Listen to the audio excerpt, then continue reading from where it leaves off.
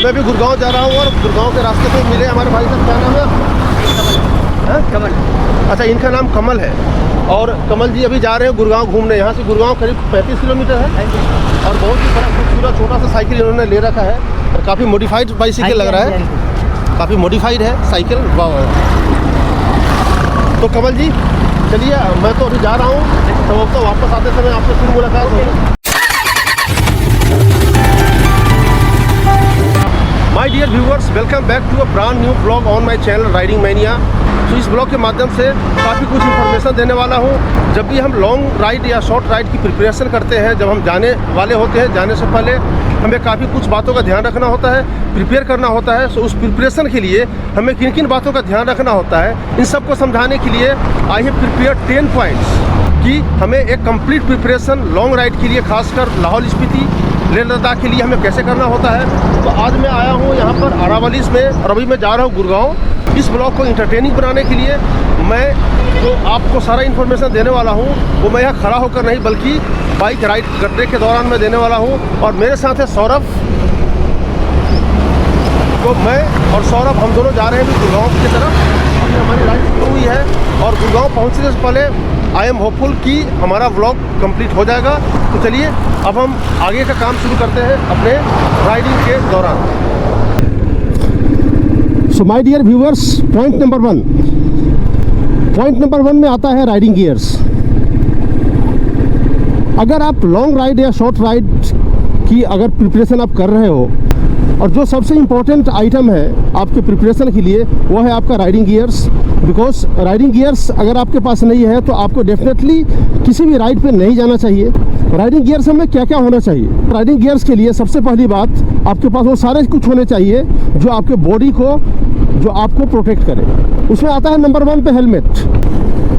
Helmet बहुत ही अच्छा quality का होना चाहिए। राइडिंग गियर्स में अच्छा हेलमेट होना चाहिए। तो अच्छे क्वालिटी हेलमेट के बाद अब आता है नंबर अच्छे जैकेट का। तो एक अच्छा क्वालिटी का राइडिंग जैकेट आपके पास होना चाहिए, क्योंकि अगर आप लॉन्ग राइड शॉर्ट राइड पे जाते हो, माउंटेन्स पे जाते हो, तो वहाँ आपको प्रॉपर प्रोटेक्शन मिलनी चाहिए। उसके लिए एक अच्छा जैकेट होना चाहिए। Then comes riding pant. Riding pant भी अच्छे क्वालिटी का होना चाहिए। अगर आपके पास राइडिंग पैंट नहीं है तो आपके पास नी गार्ड होना चाहिए, क्योंकि आपके जो घुटने हैं उसको प्रॉपर प्रोटेक्शन मिलना चाहिए। इसके अलावा राइडिंग शूज़ होना चाहिए। राइडिंग शूज़ अच्छे क्वालिटी का होना चाहिए। हालांकि आप कोई भी शूज़ पहनकर आप जा सकते हो, but when it comes to riding gears, तो राइडिंग गियर्स में राइडिंग शूज़ का भी एक अपना अलग महत्व है। और उसके अलावा एक अच्छे क्वालिटी का ग्लव्स होना चाहिए। हालांकि ये समर ग्लव्स है, फिर भी इसके नकल्स वगैरह काफ़ी स्ट्रॉन्ग है, तो आपके नकल्स को काफ़ी प्रोटेक्शन देता है। तो एक इस तरह का होना चाहिए। प्लस अगर आप विंटर राइड करने जा रहे हैं तो विंटर राइड के लिए आपको एक और भी बेहतर क्वालिटी का ग्लव्स होना चाहिए। तो ये सारे हैं riding gears. So point number 1 के बाद हम आते हैं नेक्स्ट पॉइंट पे। This is point number 2। Point number 2 में हम डिस्कस करेंगे लगेज कैरियर के लिए। माय डियर व्यूअर्स, जब आप राइड पे जाते हो तो आपके पास काफ़ी कुछ सामान होता है। इवन इफ आप 2-3 दिन के लिए जाते हैं फिर भी काफ़ी सामान आपके पास होता है। बट अगर आप हफ्ता 10 दिन 15 दिन के लिए जाते हो तो और भी ज़्यादा सामान होगा। अकॉर्डिंगली आपको लगेज का व्यवस्था भी आपको करना है। तो सारा सामान को एकोमोडेट करने के लिए बहुत सारे लोगों के पास पैनियर्स होते हैं, वो थोड़े महंगे होते हैं। उसके अलावा कुछ लोग खरीदते हैं सैडल बैग्स। आपके पास टेल बैग आप रख सकते हो। टेल बैग यानी आप सीट के ऊपर रख सकते हो टेल बैग। मेरे पास, मैं टेल बैग यूज़ करता हूँ। उसके अलावा आप टेल बॉक्स आप यूज़ कर सकते हो। आप टैंक बैग भी यूज़ कर सकते हो, जो मेरे पास अभी टैंक बैग है, आप देख सकते हो। आप राइड पे जाते हो, खासकर आप माउंटेन्स में हो, आपको जगह जगह पे आपको क्लिनिक्स नहीं मिलेंगे, डॉक्टर्स नहीं मिलेंगे, केमिस्ट की दुकानें आपको नहीं मिलेंगी। तो आपको प्रॉपर एक फर्स्ट एड बॉक्स आपको रखना चाहिए।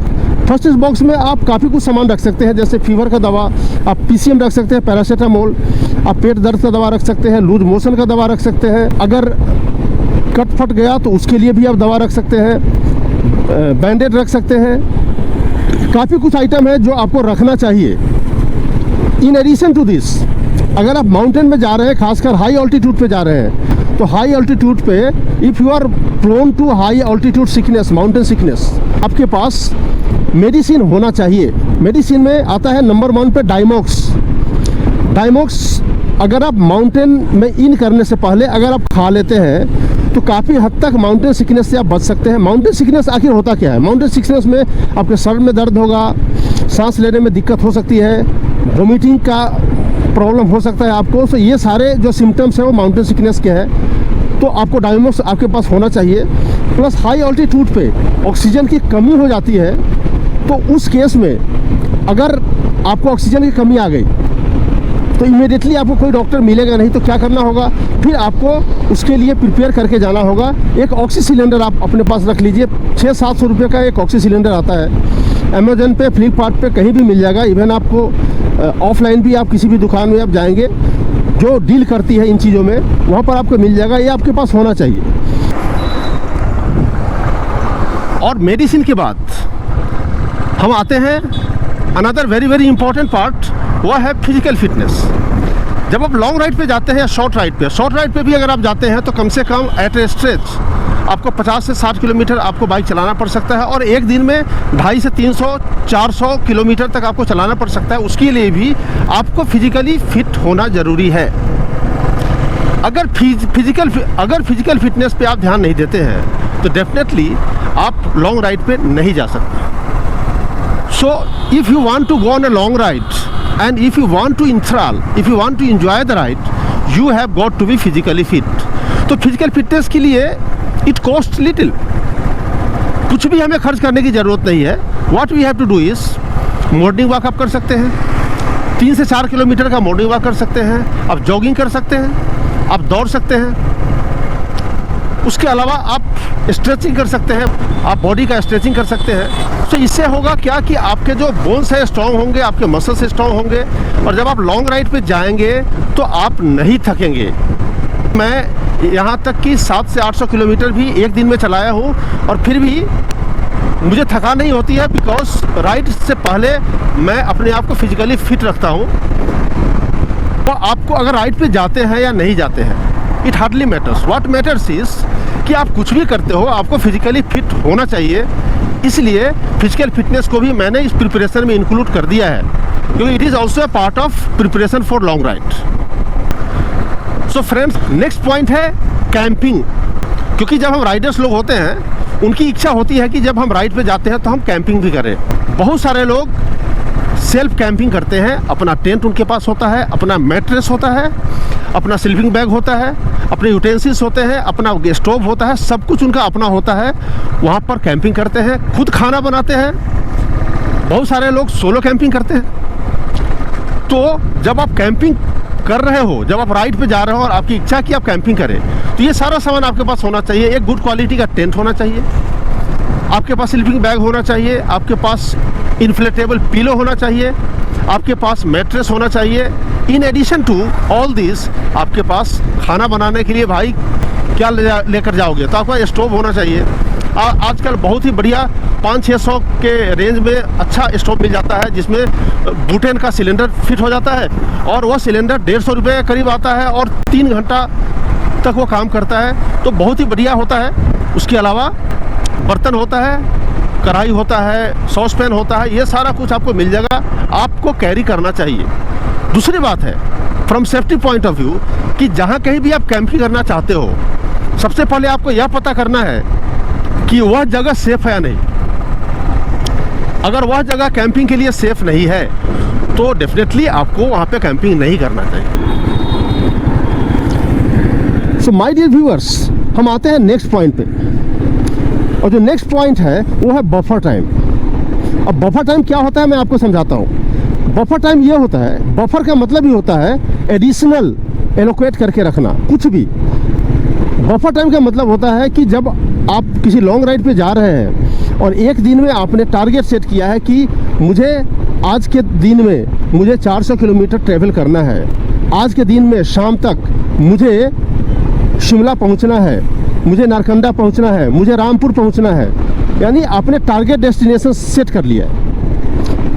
तो आपको पहुंचना कब है? आपको सपोज शाम 4 बजे तक पहुंचना है, लेकिन आप राइड कर सकते हैं शाम 6 बजे तक।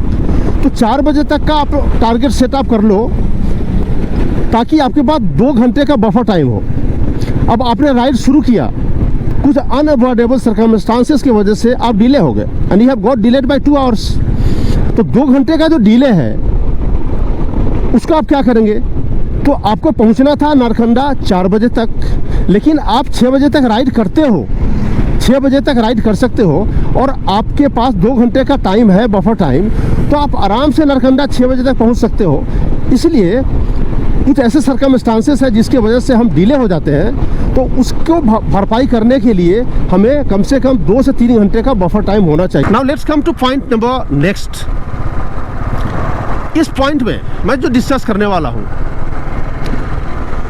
वह बहुत इंपॉर्टेंट है, क्योंकि जब आप राइड पे जाते हैं तो राइड पे जाने का मतलब है पैसा का होना, कैश का होना अपने पास।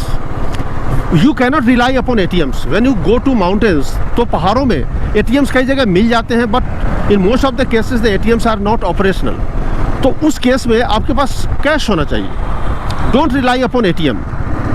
यानी अगर आप दिल्ली से अपना राइड आपने शुरू किया है लाहौल स्पीति का, लेह लद्दाख का, कुल्लू मनाली का, रोहतांग पास का या उत्तराखंड का, कहीं का भी, तो बीच में रुककर ATM से पैसे विड्रॉ करने से अच्छा है कि आप दिल्ली में ही कैश विड्रॉ कर लीजिए, उसको अपने पास रखिए ताकि किसी भी तरह का प्रॉब्लम का सामना आपको ना करना पड़े। अब माय डियर व्यूअर्स, जब आप लॉन्ग राइड पे जाते हैं खासकर माउंटेन्स में, अब माउंटेन में खासकर जब आप लेह लद्दाख जाते हैं, लाहौल स्पीति जाते हैं, इसी साल मैं गया हुआ था कैलाश मानसरोवर रूट पे, वहाँ पर कोई पेट्रोल पंप नहीं है, तो आपको एडिशनल पेट्रोल आपको जेरी कैन में कैरी करना पड़ेगा।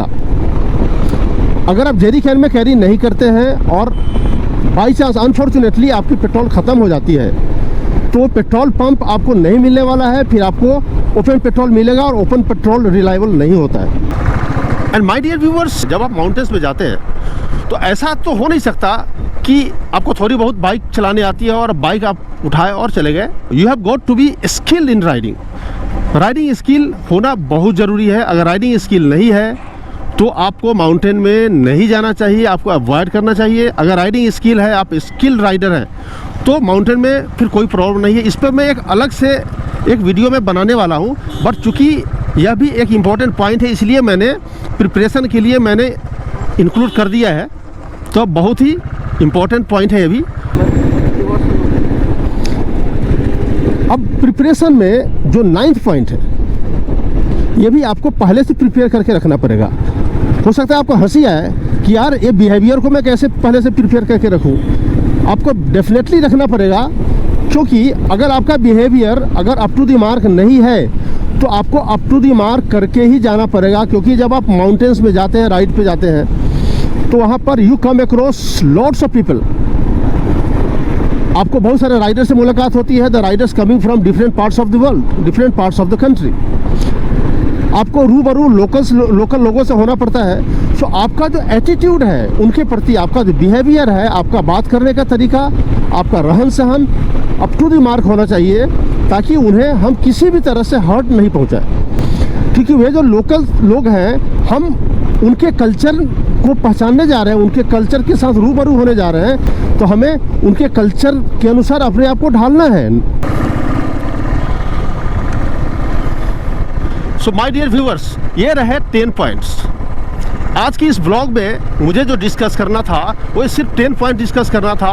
प्रिपरेशन किस तरह का करें, because the people are often in doldrums कि भाई हम किस तरह का प्रिपरेशन करें। भाई प्रिपरेशन करने के लिए आपको बैठना पड़ेगा, आपको सोचना पड़ेगा कि भाई हमें किस तरह से प्रिपेयर होना है। और उसी सिलसिले में मैंने 10 पॉइंट्स मैंने नोट किया और उस 10 पॉइंट्स को मैं आप सबके साथ डिस्कस किया हूँ और बहुत ही इंपॉर्टेंट पॉइंट है। अगर इसके अलावा भी अगर कोई पॉइंट है, कोई इशू है, तो आप इस वीडियो को देखने के दौरान आप कमेंट बॉक्स में ज़रूर डालना, उसका डेफिनेटली मैं आंसर करने की कोशिश करूँगा। And my dear viewers, generally मैं बोलता नहीं हूँ, बट अगर आप इस चैनल पे नए हैं और आपने सब्सक्राइब नहीं किया है तो प्लीज़ जैसे ऐसे टोकन ऑफ सपोर्ट मेरे चैनल को सब्सक्राइब कर दीजिए, लाइक कर दीजिए, शेयर कर दीजिए। And stay tuned for the upcoming and very very entertaining and informative video. Take care, bye bye.